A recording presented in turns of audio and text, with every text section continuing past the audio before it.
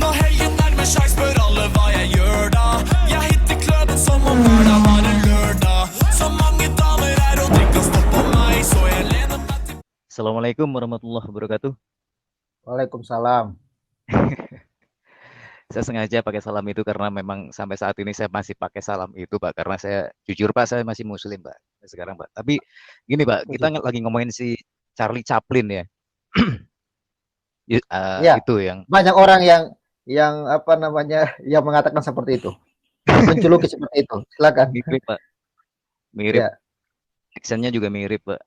Ah, Ini berkunjung ke gereja yang kemarin dapat kiriman bom, Pak ya. iya betul. Terus kemudian dia bilang untuk jangan dikait-kaitkan dengan Agama. agama. Dibalik aja, Pak. Kalau begitu masalah Palestina dengan Israel jangan dikaitkan dengan agama dong. Kemudian ini juga jangan dikaitkan dengan agama. Terus yang sering biasa kita dengar atau kita baca di live chat itu, jangan kaitkan pula penjajahan Belanda dikaitkan dengan agama. Mereka kan suka begitu. Ini saya mohon maaf ya, walaupun saya sendiri agama saya masih sampai sekarang masih agama yang itu, Pak. Iya. Tapi mohon maaf, dengan adanya banyaknya rentetan peristiwa yang kekejaman dari agama yang sampai saat ini saya masih di sini, rentetan bom, persekusi, jangan dikira adanya perlakuan seperti itu kita yang umat di bawah, Waras. yang katakanlah waras ataupun nggak waras nggak ngerti, Pak ya.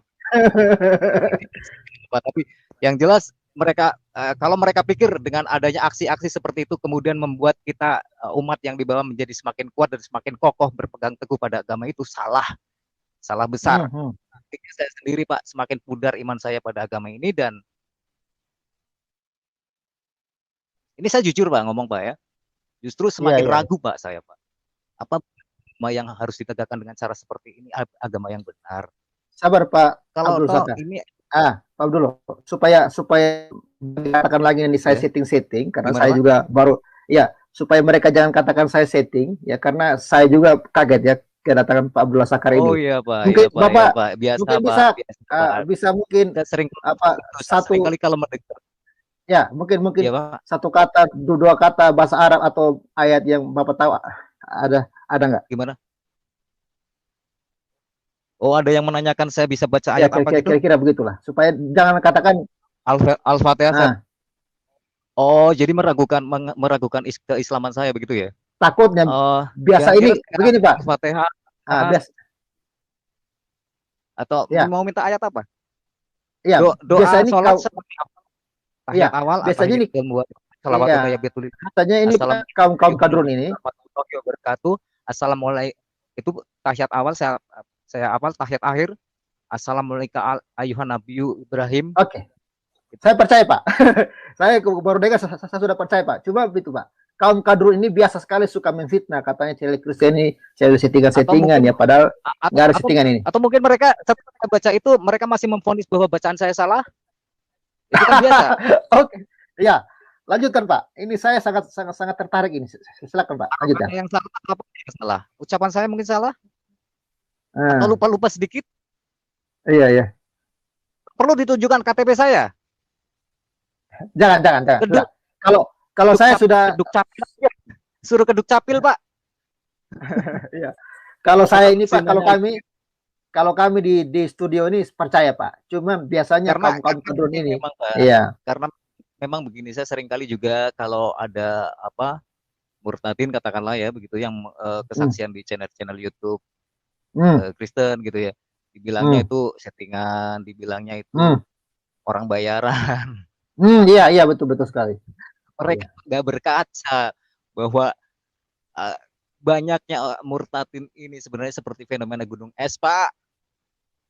Contohnya saya, dan nggak cuma saya, banyak teman saya juga sudah banyak yang meragukan itu. Bahkan orang-orang yang katakanlah orang-orang kelas bawah, Pak ya, dari obrolan-obrolan warung kopi, ketika mereka dengar ada, kalau zaman sekarang itu kayaknya udah kayak udah nggak dianggap ya berita-berita breaking news seperti itu, ada peristiwa pengeboman seperti itu.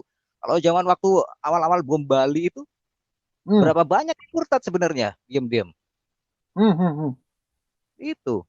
Jadi jangan kira dengan seperti ini terus kemudian umat yang di bawah justru semakin kuat imannya, terus kemudian semakin kuat ukhuwah Islamiyahnya, enggak. Justru semakin pudar, semakin gak percaya dengan ajarannya. Ada yang bilang itu kan cuma Islam garis keras. Mau garis keras, mau garis lunak, mau garis lembek, mau garis garis apapun itu ya. Yang jelas itu ada kok di kitabnya. Dan kalau saya sendiri, Pak, saya pribadi, ya memang dari peristiwa seperti ini, terutama ketika awal-awal dulu ketika ada terjadi bom Bali gitu ya, itu yang paling heboh kan. Terus kemudian di UTC terakhir tadi kemarin di mana, Sulawesi ya, Makassar, itu semakin melemahkan iman kita, bahkan makin ke titik nol. Bahkan nggak cuma titik nol, barangkali minus kali Pak ya. Dan jangan salah dengan banyaknya korban yang terjadi pada saudara Nasrani atau saudara Kristen ya, Katolik dan sebagainya, yang mereka dianiaya tetap mengasihi. Ya. Justru dengan cara seperti itu memang, walaupun saya sebenarnya kadang-kadang juga begini, kenapa sih ini orang-orang Kristen kok mau-mau aja diperlakukan seperti itu, kok terima-terima aja gitu. Tapi justru kita jadi semakin bimbang, jadi semakin penasaran kok. Katanya Kristen itu kafir. Kafir itu katanya kejahatan yang paling apa ya, paling dikutuk sama Allah gitu. Paling dikutuk sama Allah, yang bakal jadi kerak neraka. Tapi kok ajarannya begitu bagus, begitu mulia. Ada apa yang salah dengan agama-agama di negeri kita ini, terutama agama yang sedang bermasalah ini? Wow. Justru agama yang mengajarkan kasih, mereka aniaya, mereka kafir-kafirkan. Mereka tidak sadar, tidak berkaca dengan ajaran mereka sendiri yang mengajarkan pengeboman seperti ini.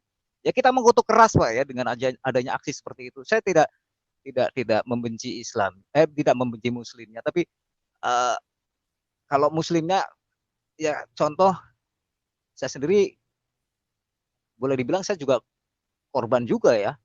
Korban gimana nggak jadi korban? Karena saya puluhan tahun, berarti kalau usia saya sekarang 40 lebih ya, berarti hampir 30 tahun lebih saya dibodohi dengan sholat 5 waktu, harus sampai jidat, sampai gosong, capek-capek, sampai jam kerja kita harus memaksakan diri untuk minta istirahat.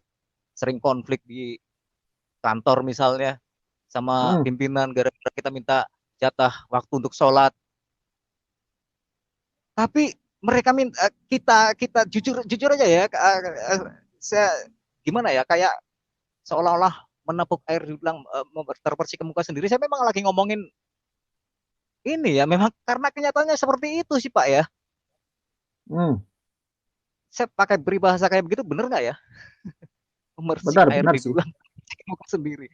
Ya memang saya lagi memercikan air ke muka. Bener Pak Abdul.